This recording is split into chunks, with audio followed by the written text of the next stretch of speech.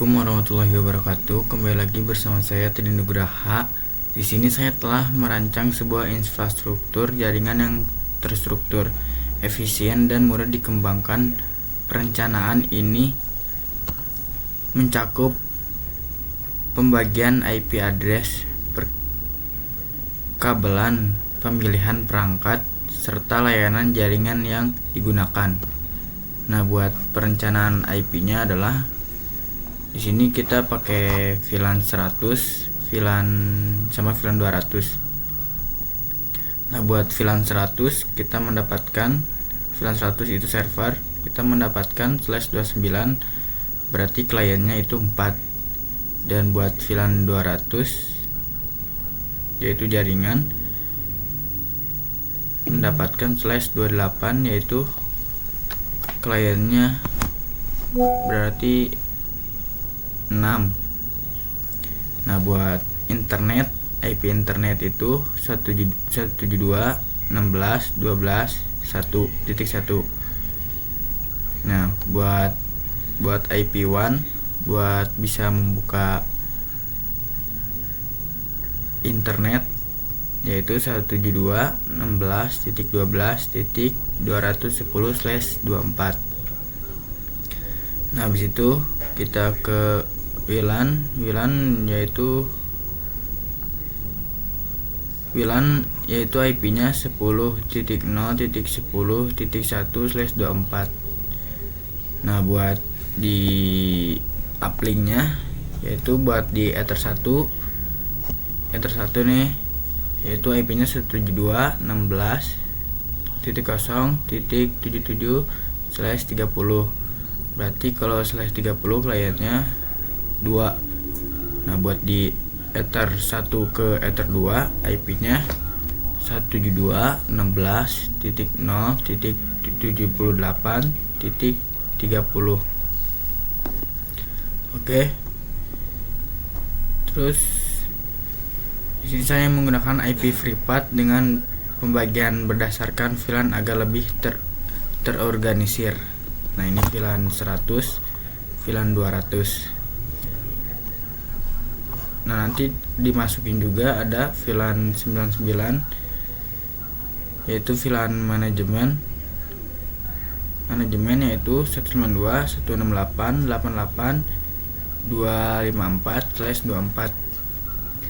Setiap VLAN memiliki gateway sendiri, misalnya 192.168.10.1. Nah, buat VLAN 100 dan VLAN 200 itu sama, ujungnya pasti 1.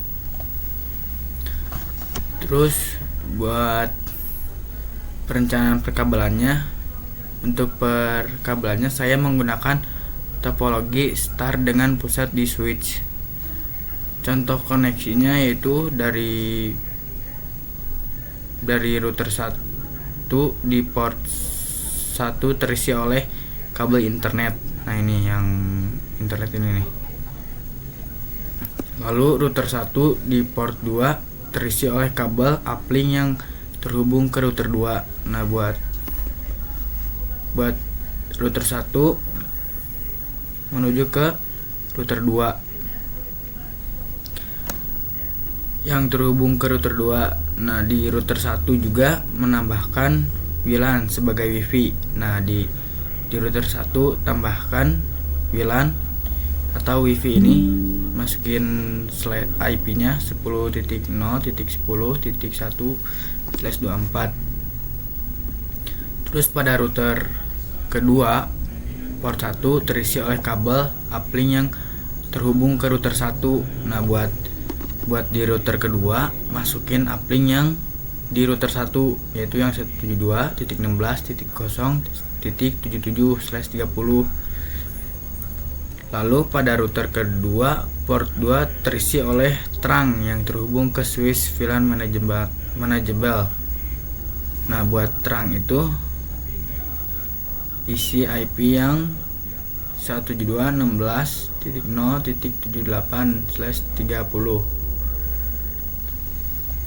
Buat di port 1 switch VLAN terisi kabel yang terhubung ke router 2 yaitu port 2 yaitu trunk.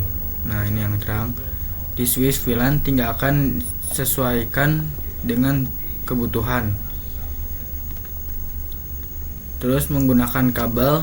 Di sini saya menggunakan kabel UTP Cat 5e untuk kecepatan gigabit. Nah, Stargate kabel untuk perangkat berbeda, yaitu router ke switch, switch ke PC.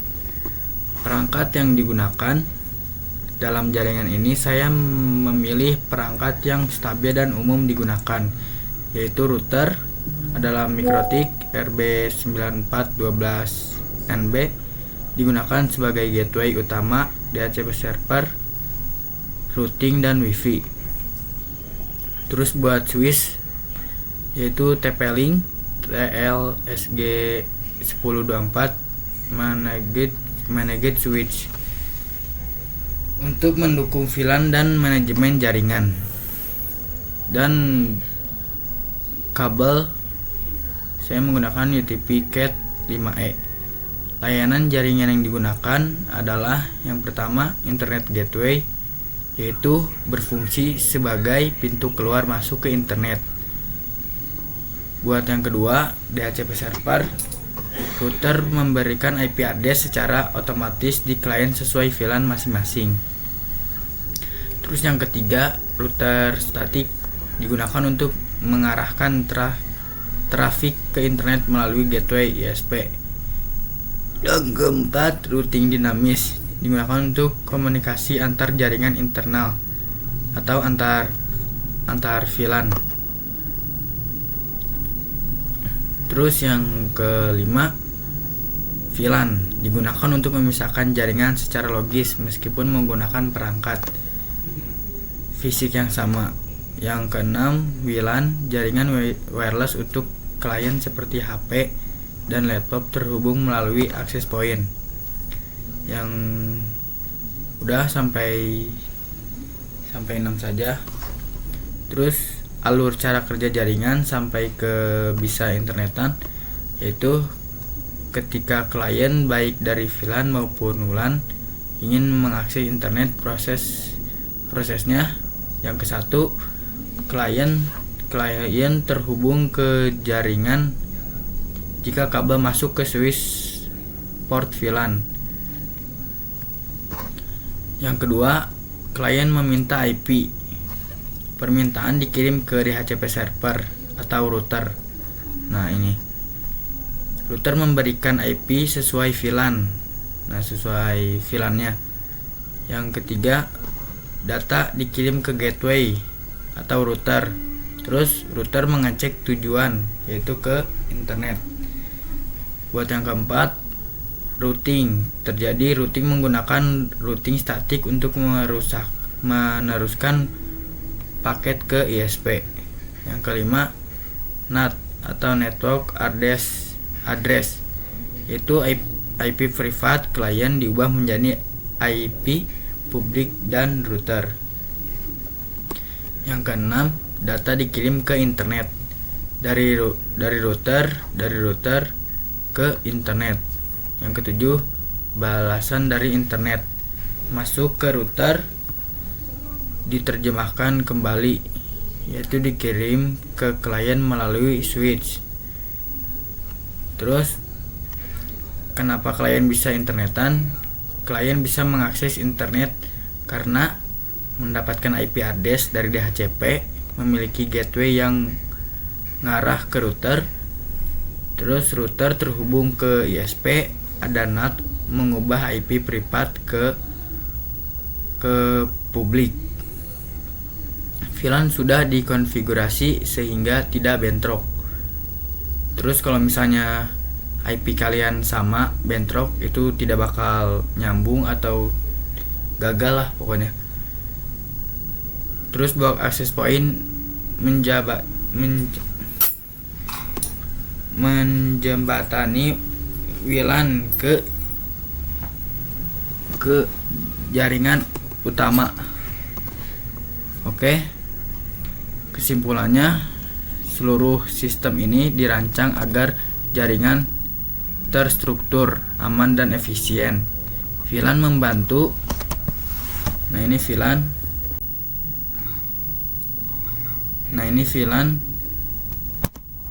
membantu segmentasi DHCP, mempermudah distribusi IP, dan router menjadi pusat pengatur lalu lintas data sehingga semua klien baik kabel maupun wireless dapat mengakses internet dengan lancar. Oke, cukup sekian dari saya. Wassalamualaikum warahmatullahi wabarakatuh.